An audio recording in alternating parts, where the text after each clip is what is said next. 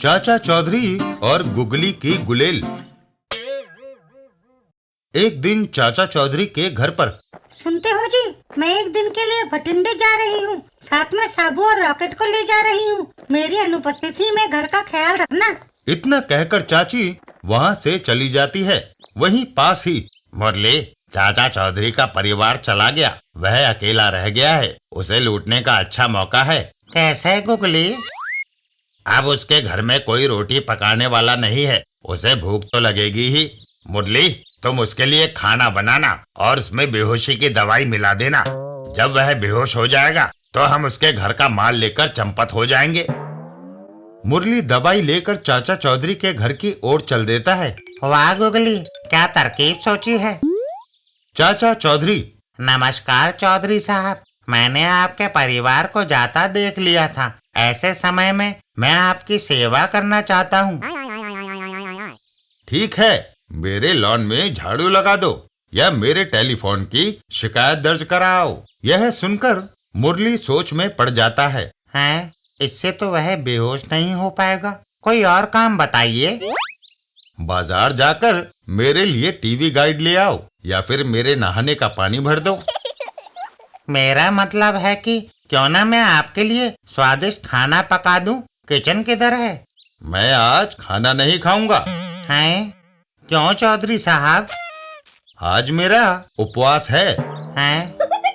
यह सुनकर मुरली वापस चल देता है। गुगले, संभालो अपनी बेहोशी की दवाई, यह मैं उसे नहीं खिला सका, उसका तो आज उपवास है। उसको बेहोश करने का मेरे पास दूसरा तरीका भी है, हर हालत में मुझे उसे लूटना है। गुगली एक गुलेल चाचा चौधरी की ओर तानता है। इस गुलेल से मैं उसकी खोपड़ी तोड़ दूंगा, उसके जमीन पर गिरते ही हम उसके घर में घुस जाएंगे।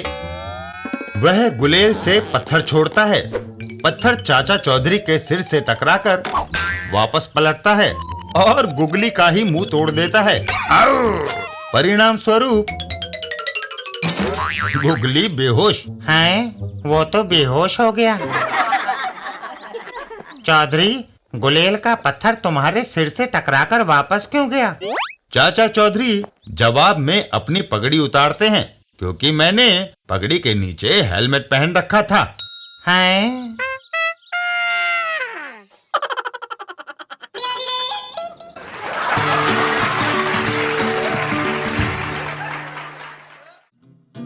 चाचा चौधरी और दो ठग। एक दिन रास्ते में, श्रीमान बचकर निकलिए, कहीं मेरा कुत्ता रॉकेट आपसे टकरा न जाए। धन्यवाद, मैं चाचा चौधरी के पास जाना चाहता हूँ, क्या आप उसके घर का रास्ता बताएंगे? लगता है आपको दिखाई नहीं देता। जिस व्यक्ति की आप तलाश में हैं, वह आपके सामने खड़ा है। पहले मुझे टटोल कर उसकी पगड़ी देखने दो। आप मेरे पास क्यों आना चाहते थे? मैं सूरदास हूँ, मैंने अपना मकान बेचकर 50,000 रुपया पाया है। यह रकम मैं यतीम खाने को दान करना चाहता हूँ। आप एक ऐसे व्यक्ति हैं जो मुझे वहाँ तक सुरक्षित ले जा सकते हैं।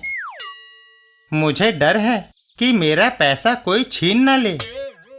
सचमुच आपके इरादे नेक हैं। जब तक ये पैसा मेरे पास रहेगा, मेरा मन परेशान रहेगा। मैं अपना बाकी का जीवन भक्ति में गुजारना चाहता हूँ।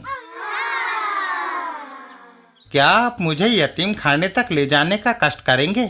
सूरदास जी, आप फिक्र ना करें, रॉकेट आपको वहां तक पहुंचा देगा। है? आप यह रस्सी थामिए, बिना किसी ठोकर के आप वहां तक पहुंच जाएंगे। रस्सी थामकर सूरदास आगे चल देता है। धन्यवाद। रास्ते में, खारा, उस आदमी का 50,000 रुपया हमें छीनना है। गलबन क्यों जेल जाने की तैयारी कर रहा है? उस व्यक्ति ने अगर पुलिस में रिपोर्ट कर दी तो? बेवकूफ, वह अंधा है, इसीलिए उससे पैसा हथियाना आसान है। मगर उसके साथ कुत्ता भी है, क्या वह हमें लूटमार करने देगा? उस जानवर को तो मैं पहले ही खत्म कर दूंगा। और वह गोली चला देता है। अबे क्या करता है? कमबख्त, निशाना चूक गया। अभी इस रिवॉल्वर में 5 गोलियां और बची हैं। रॉकेट रस्सी छुड़ाकर भाग खड़ा होता है। दूसरी गोली चलती है। रॉकेट उछलकर बच जाता है और वापस हमलावर की तरफ पलटता है। इस बार मेरा निशाना नहीं चूकना चाहिए। मरने के लिए तैयार हो जाओ। तभी रॉकेट उसके ऊपर झपट पड़ता है। ओह! दूसरा बदमाश वहां से भाग खड़ा होता है। भागो! रहम, मुझे माफ कर दो। सूरदास, हाँ मैं समझ गया। तू मुझे यही कहना चाहता है कि अब कोई खतरा नहीं। चलो। रॉकेट सूरदास को लिए यतीम खाने पहुंच जाता है। यतीम खाने के अंदर, मैं आपकी संस्था को 50,000 रुपए दान करना चाहता हूँ। धन्यवाद।